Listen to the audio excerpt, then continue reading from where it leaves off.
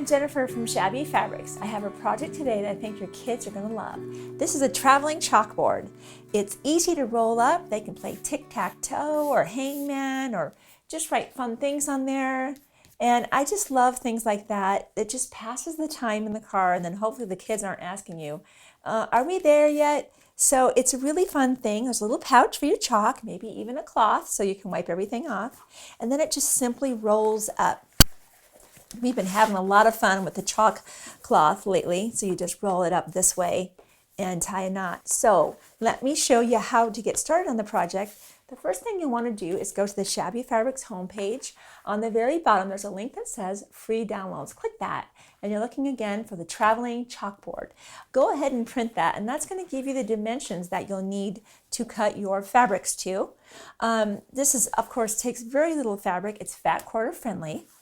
We picked this fabric for our back, and we also put a decor bond. This is just gave a little bit of a firmness to it, and that has a fusible webbing on that. So we cut our fabric a little bit bigger, put the decor bond on it, and as you can see, we drew some lines with our ruler and our friction pen, and we just drew lines, and I think our gap was about 2 inches.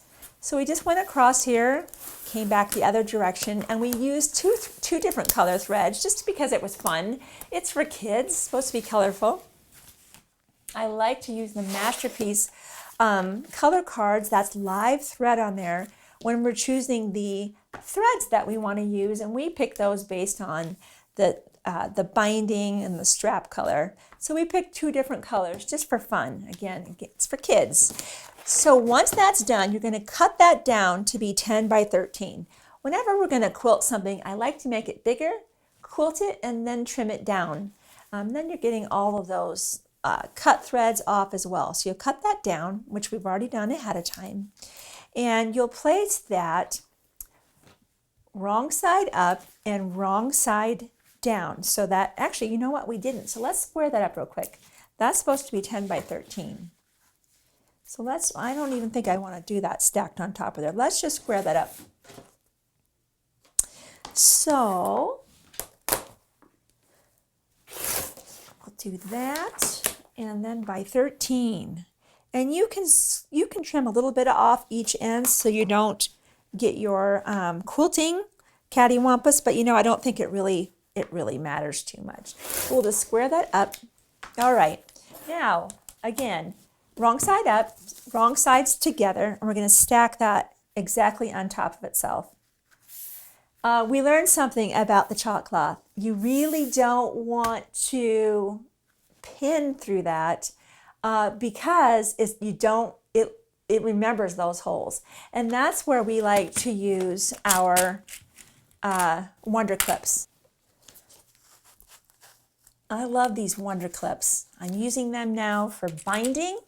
I don't pin things anymore like that. There's no reason to. And I love the colors.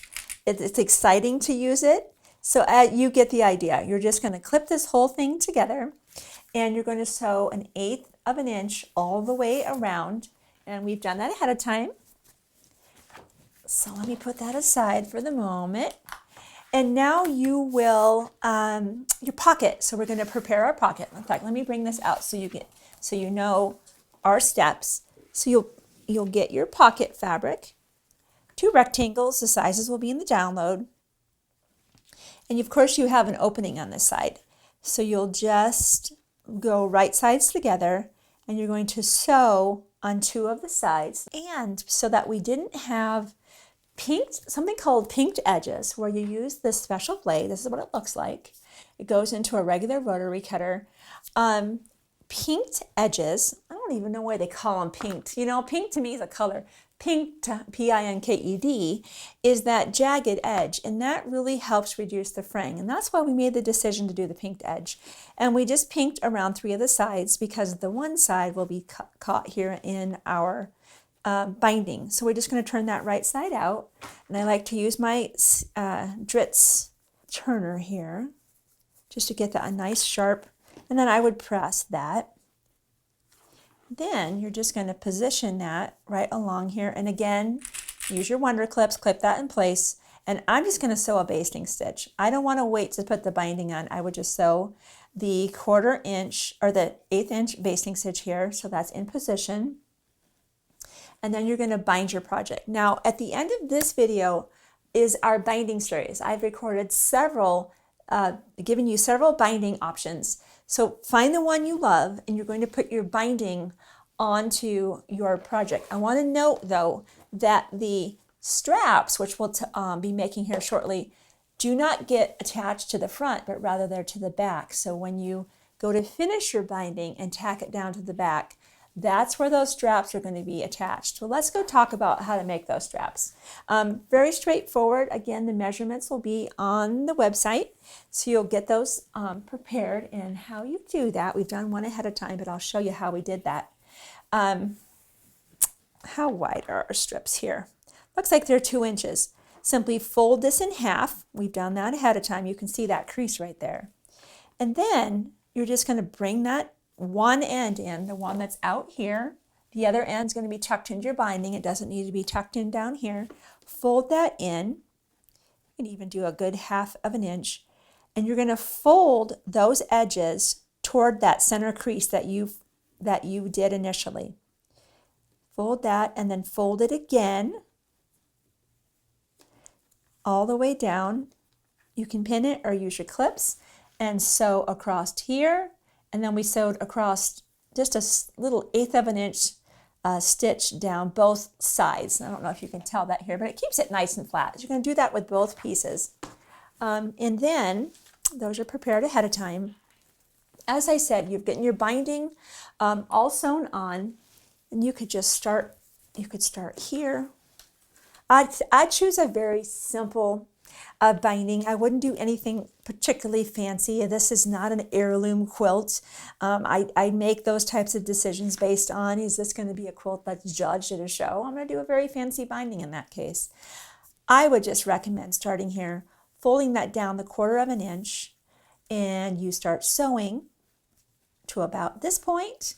You bring this down. You're going to go all the way around. Again, I've already recorded all this in a binding series. Finish up here, and then you're going to bring that around to the back. Before you bring that around, I want you to go ahead, before you even put the binding on, we're going to flip that over, find your center point, find those raw edges, there they are, and do the side by side, just like that.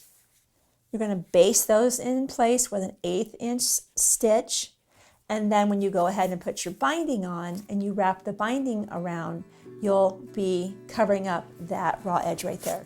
So that's all there is to making the traveling chalkboard from Shabby Fabrics.